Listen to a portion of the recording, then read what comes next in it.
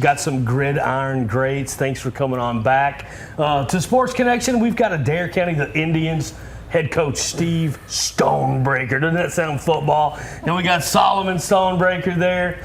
And we got Lane Grant and my man, Easton Jessie, number 5, staying alive back there as an Indian this year.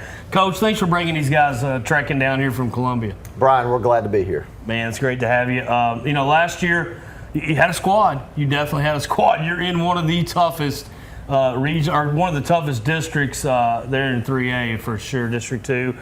See a lot of people. We got a lot of foes there that you got to run into every year. What's different this year, other than the quarterback that you're going to have behind center? What's different for the Indians this year?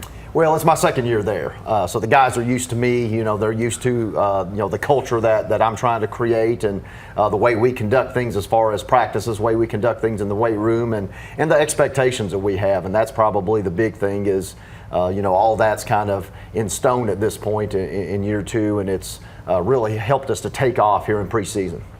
The guys you kind of brought in here are kind of like the big 3 on offense, I guess you could say. I mean, quarterback, running back, wide receiver.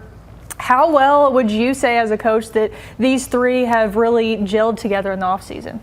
Well, they've done a great job. I mean, you're looking at 3 guys right here that do a whole lot of work outside of the boundaries of what we do as a team. These guys lift weights, on their own quite a bit, lifting 2 times a day sometimes, and do a lot of field work on their own, and they've done that since the spring. So, we've got some guys here that are very committed and obviously some pretty good athletes.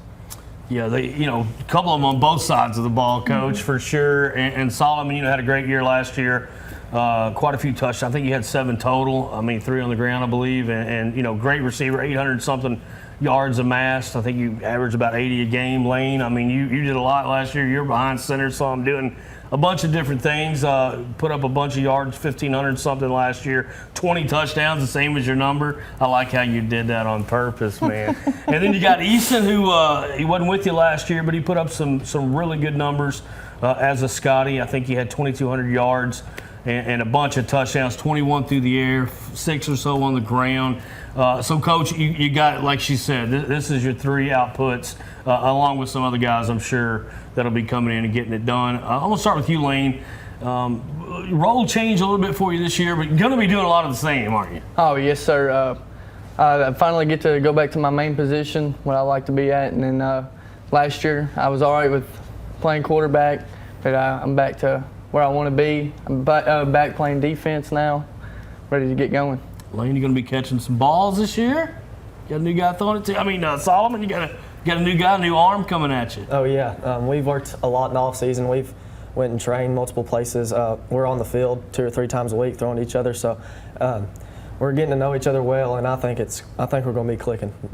Easton, got yourself a little bit of a receiving core this year. You got a guy that can tote it for you, yes, sir. And you yourself can take off with it if you have to. Yes, sir. Solomon, he catches all my passes. He makes the right reads when he's running his routes, and then something's not there in the passing game, we got Lane Grant. It's a big name.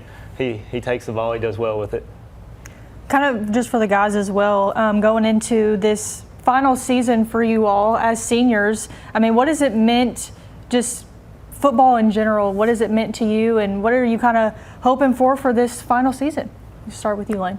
I'm hoping for maybe a district title, make a good run in the playoffs, get a few home games in the playoffs. Perfect. Solomon? This being my last year with my dad as my coach, hopefully we can make it the best one. At Casey County, my sophomore year, we won the district, and it was a great feeling, but hopefully we can do that this year and hopefully get a couple more championships. We're a very senior-loaded class. We have about 20 seniors, I think, on our football team, so we're really expecting a great season. I think district, we should be able to win district and hopefully win the region. Coach, whenever it comes to district play, you really got a chance to see last season kind of how things played out, and obviously the teams within the district. Really tough district as well, games that you played that could have gone either way. What are some of those anticipations that you're looking forward to whenever it comes to that time of the season?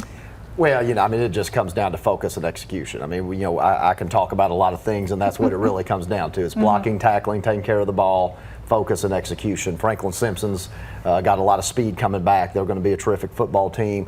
Hart County, who won region last year, is going to be a lot better than what people think, losing what they lost. They've still got a group that's going to be seniors that's very, very solid.